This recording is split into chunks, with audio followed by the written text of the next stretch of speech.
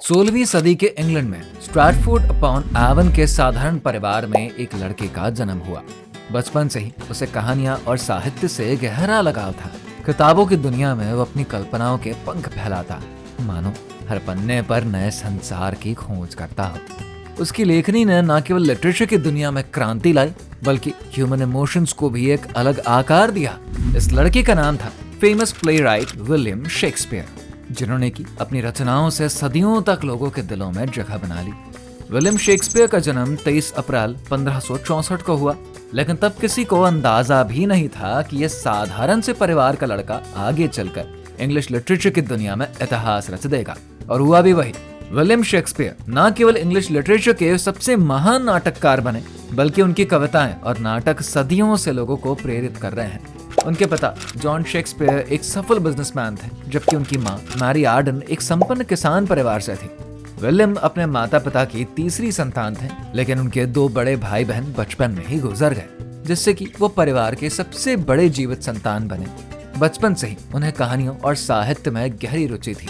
उन्होंने स्ट्रैटफोर्ड के free grammar school में शिक्षा प्राप्त करी, जहाँ पर उन्होंने लैटिन, लिटरेचर और हिस्ट्री की पढ़ाई करी। यहीं से उनकी कल्पना शक्ति को नए पंख मिले और लिटरेचर के प्रति उनका प्यार और भी गहरा हो गया।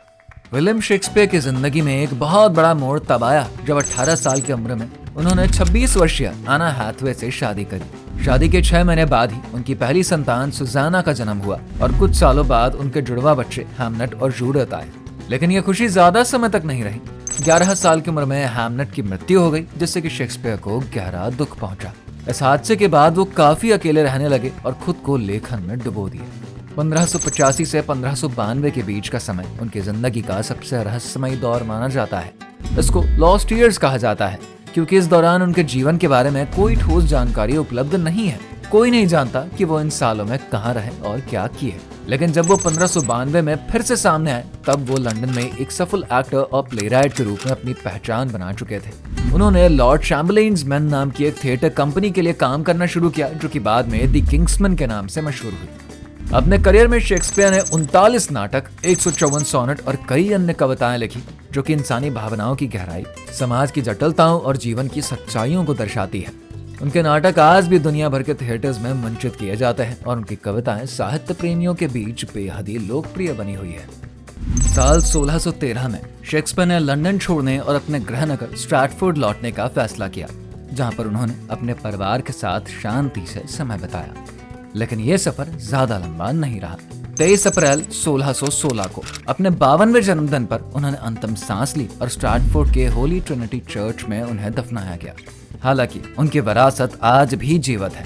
शेक्सपियर की रचनाएं समय और स्थान की सीमाओं को पार करती हैं और आज भी रीडर्स और ऑडियंस को गहराई से प्रभावित करती है।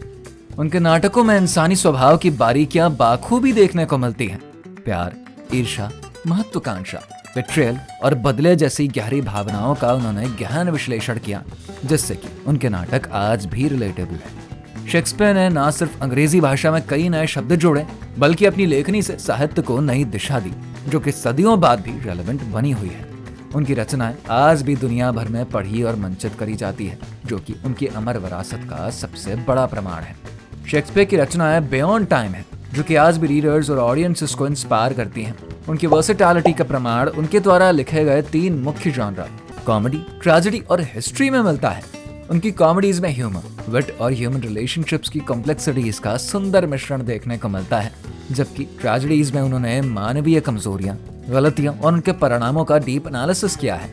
वहीं हिस्ट्रीज में उन्होंने इंग्लैंड के राजाओं और उनके शासनकाल का जीवंत चित्रण किया। उनकी सोनेट्स प्रेम, समय, सौंदर्य और मौत जैसे विषयों पर फोकस करती थी, जो कि रीडर्स को आज भी अट्रैक्ट करती हैं। शेक्सपियर की रचनाएं न केवल लिटरेरी अप्रोच के नजरिए से इम्पोर्टेंट है, बल्कि वो समाज और मानव स्वभाव के अध्ययन के लिए भी जरूरी है। उनके नाटकों और कविताओं में व्यक्त विचार और भावनाएं आज भी मानव जीवन से संबंधित हैं, जो कि उनके रचनाओं की यूनिवर्सैलिटी को दर्शाती है। विलियम शेक्सपियर न केवल एक महान लेखक और अभिनेता थे, बल्कि एक जाने माने रियल एस्टेट इन्वेस्टर भी थे।